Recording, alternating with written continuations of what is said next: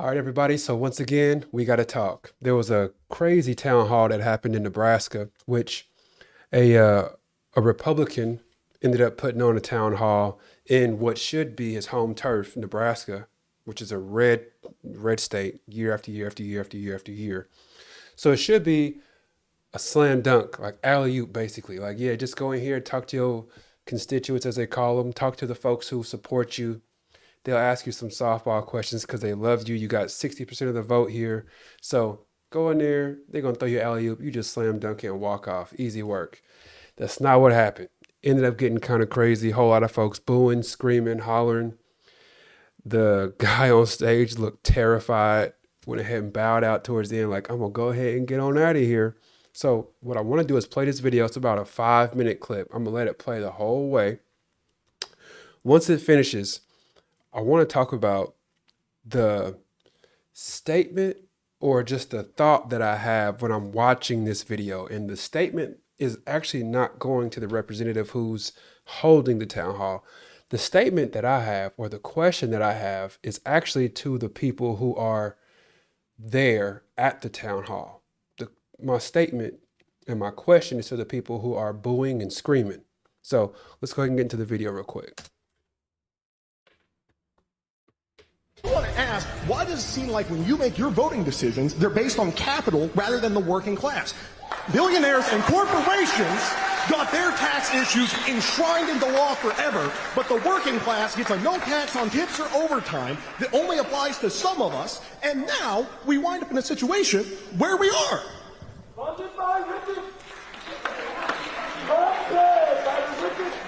With all due respect, sir, the Republican Party, now more than ever, represents the heart and soul of the working class.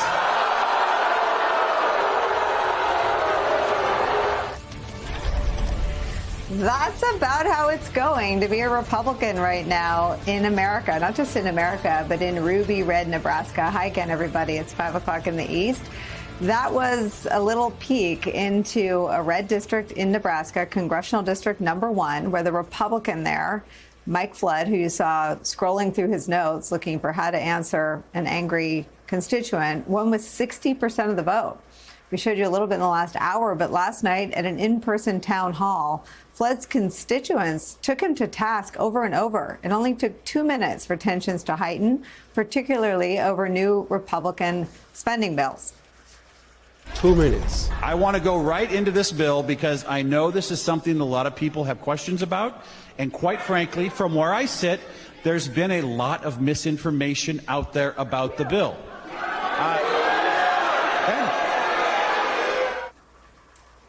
The crowd of about 750 people in attendance voiced its discontent on a variety of issues, from the ICE detentions to veterans care to the nation's debt. But health care was a huge part of their discontent. Would you sign on or write up a bill for Medicare for all? We've got Medicare now.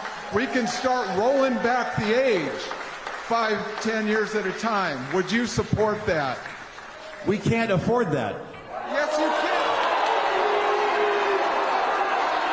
can. One of those changes is that if you are able to work and you are able-bodied, you have to work. If you choose not to work, you do not get free health care. You do not get free health care. Okay. So here's a question.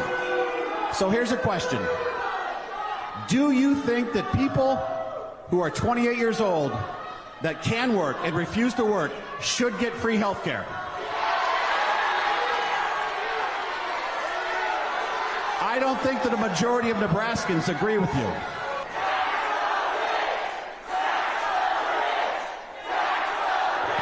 I truly believe this bill protects Medicaid for the future.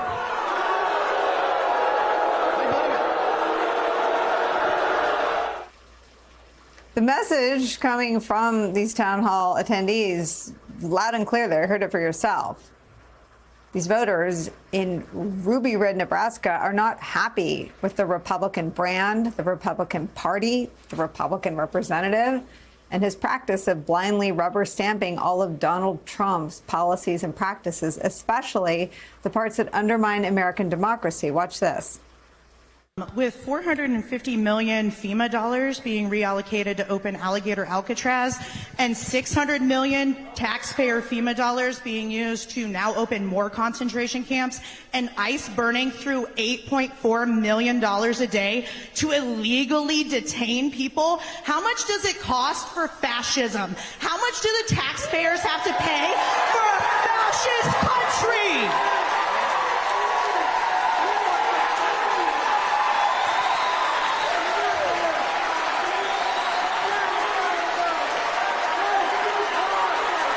Americans went to the polls in November, and they had a choice between a Democratic candidate that had an open border, no enforcement, fentanyl, drugs, human trafficking. And they had a choice between that and a candidate that said, close the border, get illegal immigrants out of our country. It is notable that the congressman held an in-person town hall meeting at all after facing a tough one back in May, and after leaders of his party advised Republicans against holding town hall meetings. But what we saw is symptomatic of a larger dynamic all across the country, that the party in power, the Republican Party, and the president who leads it, Donald Trump, are deeply, deeply unpopular in deep red parts of the country. What we saw could be a harbinger for next year's midterm elections. Here's how Flood's town hall meeting ended. It is an honor to serve you and a privilege to serve you in the United States Congress. Thank you very much, and have a safe drive home. All right, so as you can hear, people are screaming, vote him out. It got kind of crazy at that place, right? So here's the question that I have for all of those folks who are screaming, vote him out. If you're familiar with the rap group Clips, they just released an album just a couple of weeks ago, which I liked quite a bit. But back in the day, this is the first album that they had called Lord Willin'. And I remember this quotable line that one of the brothers had, and he just said, "What's the fuss about?" Like, that's the question that I have for all of these people who are at this town hall. What's the fuss about? Like, if this guy got 60% of the vote, that means 6 out of 10 people voted for this nonsense. Y'all voted for this. Y'all voted for this. Nebraska is one of the reddest states in America. This is what y'all voted for. So what's the fuss about? What y'all whining about? Why are y'all booing when they giving y'all exactly it's exactly what they told you they was going to do. They're doing it. So what are you fussing about? What are you whining about? What are you booing about? I mean, from the beginning, people were jumping on this Trump bandwagon. And I'm talking about the second go around. This is after he had 4 years where he stunk the joint up over and over and over and over. He gets this second go around where everybody's like, he's going to do right this time. He's going to do right this time.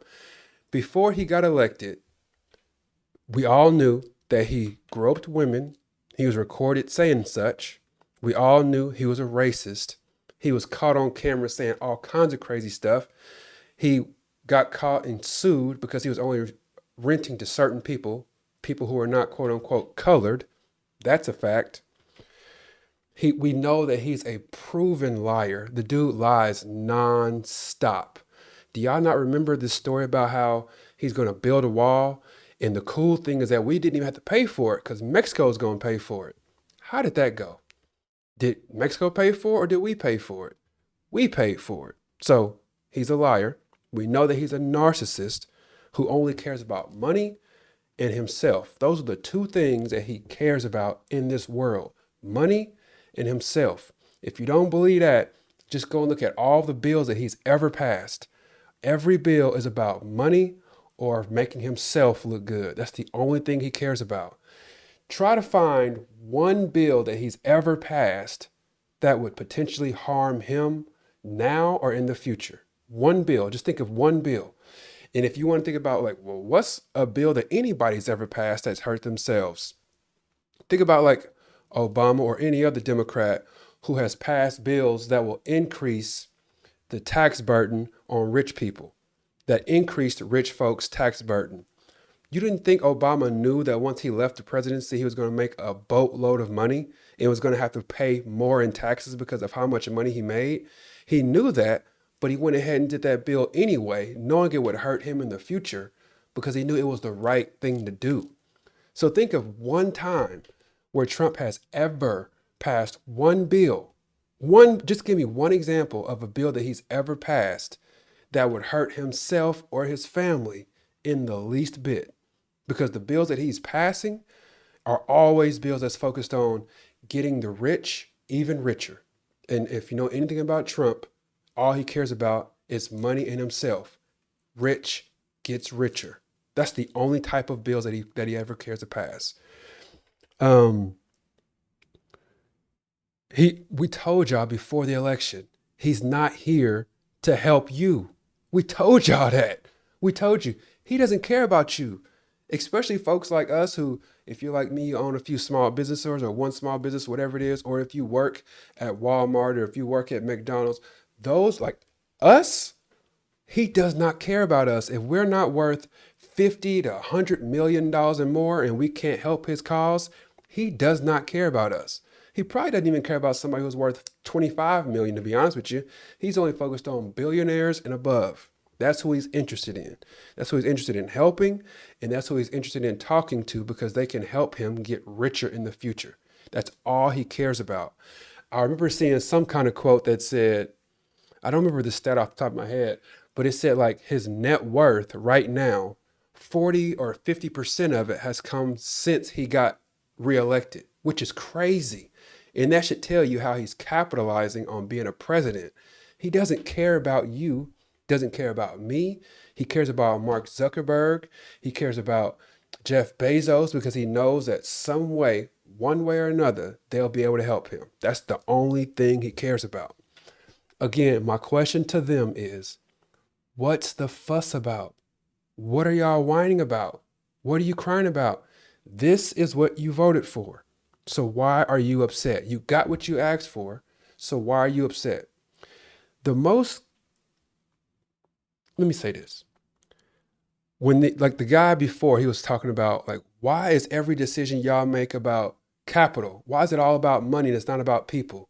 We told y'all that before it started, that he only cared about money and himself. So why are you now surprised that the moves that he's making are all about money? Why are you surprised? I don't understand that. And then there's another person who on there who was saying, or it was actually representative. He was saying you had a choice between this guy and this lady. That's what he was saying. But all election season, what I kept explaining to people was you have a choice between a decent human being who's Kamala Harris and somebody who, as if you ask me, is the scum of the earth, a bad person in many different ways. You've got somebody who's prosecuted people. You've got somebody over here who's a 34-time felon. You've got somebody over here who has cheated people and cheated contractors and all kind of people out of money, and it's well documented, out of millions and millions of dollars. And you've got somebody over here who worked to capture people like that. How is that choice difficult? And then whenever people make the mistake of choosing the con man, and he does everything possible to make people like me struggle and people like you, everyday folks, struggle, then people get mad and say, what are you doing? Boo, boo. No, don't boo. You voted for this. Don't boo. And the thing that I think is even crazy, the craziest part about all of this, I honestly believe, and I want y'all to tell me in the comment section what you think. This is the one question I got for y'all in the comment section. If the election was held again today, knowing everything that we've known, like let's just say if, I don't know what happened, if something all of a sudden happens where they say, hey man, August 5th, August 6th, whatever date, August 5th, August 6th, we're going to have an election, brand new election, because Donald Trump is doing some weird stuff. I want to check the gauge, and we're going to have Kamala go against Trump right now. And we're going to see who wins. We're going to revote every every district. We're going to see what happens. Who do you think would win right now? As crazy as it sounds, I'm telling y'all, I'm like 95% sure he would win again. He would win again, even after the tariffs that he's putting on places that's causing people to close their businesses, after all the crazy lies that Caroline Levitt's been telling, just nonsensical, just bold lying to our faces. After all of the DEI stuff that he's been saying, all the negative stuff that he's been saying about DEI, all the Epstein case, like even after all of that, I'm telling y'all, if we had the election right now today, he would win again. And I think the main reason is because the Republican side, not the Republican side, the MAGA base is so passionate compared to everyone else in the world. The MAGA base is so passionate about their white children having the head start that they have had in their lifetime, and they want their kids to have the exact same head start that they had. They want their kids to have the exact same advantages that they had. And they don't want to see people like my kids starting to close that gap. They don't want to see that. They don't want to see that. So that's why they're so passionate about making sure that they stay in power. And what their passion does is it makes them say, I don't care what's going on. I don't care how long it takes me to get into this building to vote. I don't care if it's raining. I don't care if it's snowing. I don't care what's happening. I'm going in there to vote. I'm going to vote. But then we've got people on the left who are saying, oh man, you know what? I had a long day of work. I'm not going to go vote. I don't feel like it. I'm cool. I'm going to go ahead and sit this one out. I guess it's not so bad. I'm going to sit this one out. You know what? I got to go work in the morning. I'm not going to go vote. I'm going to sit this one out. Their passion far outweighs our passion, and that's why they win. I don't believe that there's more people who agree with Trump in this world. I honestly believe if we had to do a vote and we did every person in the nation, I think Trump would get like, I'm not saying Trump, I'm saying people who agree with MAGA is probably more like 25%. And people who disagree with MAGA is more like 75%. But this little 25% over here is so passionate that the entire 25% shows up every time it's time to vote. This big 75% over here, only a few of them show up. Only 1 out of 10 of them show up. And that's how it ends up even being a competition. So we got to get more passionate. We got to show up when it's time to show up. Or crazy folks like Trump and this weirdo representative, they get in charge and they get to make any kind of demand that they want to make. Now, if I had anything that I would ask this representative and the other people who are in the Senate and just all these folks who represent in different areas, I would ask, do y'all not have kids who are watching y'all? That's the question that I would ask. So the folks who are in the crowd, I would ask, what's the fuss about? But if I was talking to these people who are running the country and making these decisions, I would say, do y'all not have kids and family who's watching y'all behave like this? Like, there's certain things back in the day that I would do because I knew nobody was watching. Or there's certain things that I would do because the people who are watching, I don't care what they think. I care about what my kids see and think so much that I would never do and stoop down to the level that a lot of these people who are helping to run this country into the ground are doing. It's crazy to me. Like when Trump talks bad about Ted Cruz's wife in front of the world, and then Ted Cruz still just goes and sucks up to him later on. Or Lindsey Graham gets just shunned in front of the whole world, and then he just goes and sucks up to Donald Trump.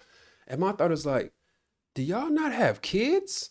Because I could never allow my kids to grow up and see me behaving like that. The last thing I would ever want is for my kids to be like, for my kids to grow up. I got little kids. My oldest is 11. And my youngest is 1. I got little bitty kids. The last thing I would ever want, it would break my heart completely, is if my kids grew up and they said, Daddy, I just watched this video of this man talking bad about mama. And then a few weeks later, you are kissing up to this man. Like, what's up with that? Like, where's your pride and dignity? Like, what's up with that? I would never want my kids to say that about me. So I don't understand these folks, man. I just don't get it. Please do like the video, subscribe to the channel. We're going to continue growing this thing. I appreciate y'all support. I'm going to say it once again because I always forget to say it. Please do like the video, subscribe to the channel. I'm going to keep bringing y'all the truth non-stop. Whether you agree with it or not, that's fine. I'm always open to discussion. I typically am pretty active in the comment section, so whenever you do leave a comment, I appreciate that. I'll respond one way or another. But yeah, that's all that I got for y'all today. So thanks for watching the video. Take care. God bless. Peace.